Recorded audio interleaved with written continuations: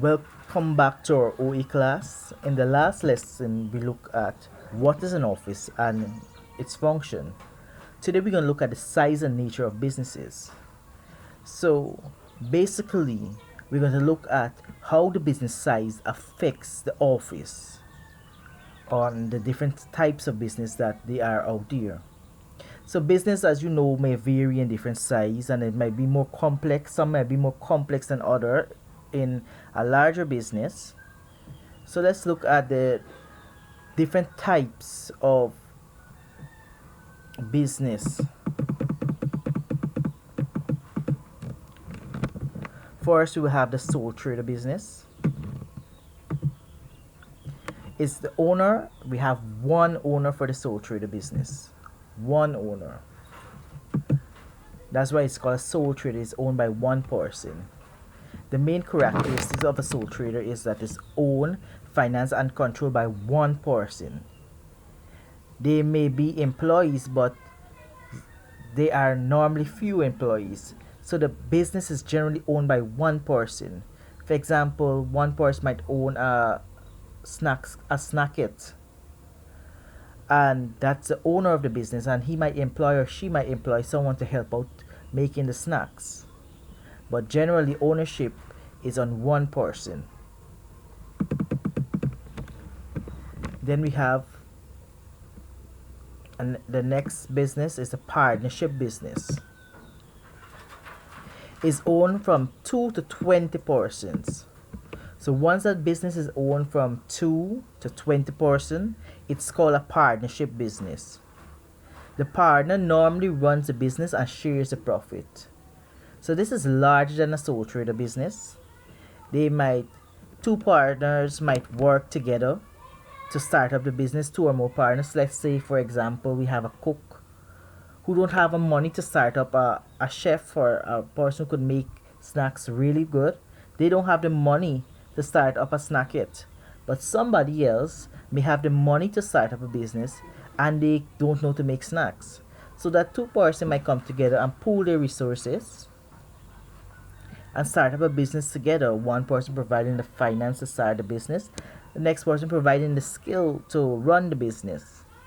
And that's how a partnership is formed. And they may share the profits, and they will decide how to share the profit. It might share equally, or one partner might get more than the other. That is decided between or among the partners. The next business we have our cooperative, and it's owned by members. Now there are various ways you could enter a cooperative by membership. Each cooperative have their own way that you could gain membership. Each shareholder has an equal vote regardless of the number of shares they held. So in a cooperative, you buy shares, and the more shares you buy, the more profit you'll get. But each person have equal vote, no matter how many shares they have. Day-to-day operation are directed by the board of directors and elected by members of the shareholders. So the day-to-day activities are run by the board of directors in a cooperative, and these board of directors are elected by the members. They are voted in by the members or the owners of the business.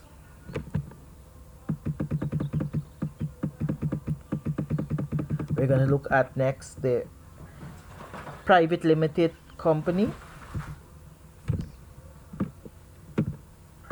and it's owned by shareholders. Now shareholders, let me explain who are shareholders. A business may want to start up, a very big business may want to start up, but the person may not have the money to finance the business, the setting up of the business. So they will issue something called shares, and shares are basically you buying part of the business. They may set, like, let's say you may invest $100,000 into the starting up of this business, and you're buying part of the share. And the more share that you buy, the more profit or the more you will get at the end of the profit year.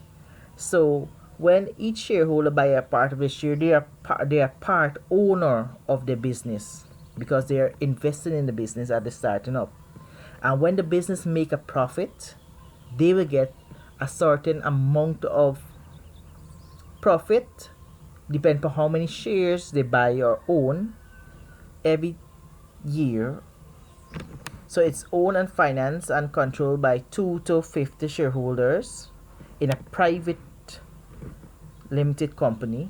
Shares are not sold to the general public. So persons in a private limited company, once it's a private limited company, it's owned to 2 to 50 shareholders and is not sold to the general public. When we look at the public limited company, owned by shareholders as well. So we already discussed what are shareholders, who are shareholders. It is owned by and controlled by at least 2 shareholders. And there are no number of shareholders. Anybody could buy these shares, and there are no numbers of person that could limit them for not buying shares. So they could have from 2 persons to 1,000 or even more person buying shares in a public limited company. So those are the owners of that company. There will be some public sector's business. They're owned by the government. For example, the electric company or the water company, they're owned by the government. Then there are private sector business, and there are private groups or individuals. So they're owned and controlled by private enterprise. For example, we might have Digicel is owned by private enterprise and controlled by private enterprise. So those are basically the types of business they have, and who they're owned by, and some basic characteristics of them. I hope that you guys will do your own research and read up more upon the types of business. You don't have to know much about these business in the OA class, but for business students, they have to know more, go more in depth with the types of business. But basically, you need to, for OA students, you need to know the types of business, who they are owned by, and a few characteristics, not too much. So see you in the next class.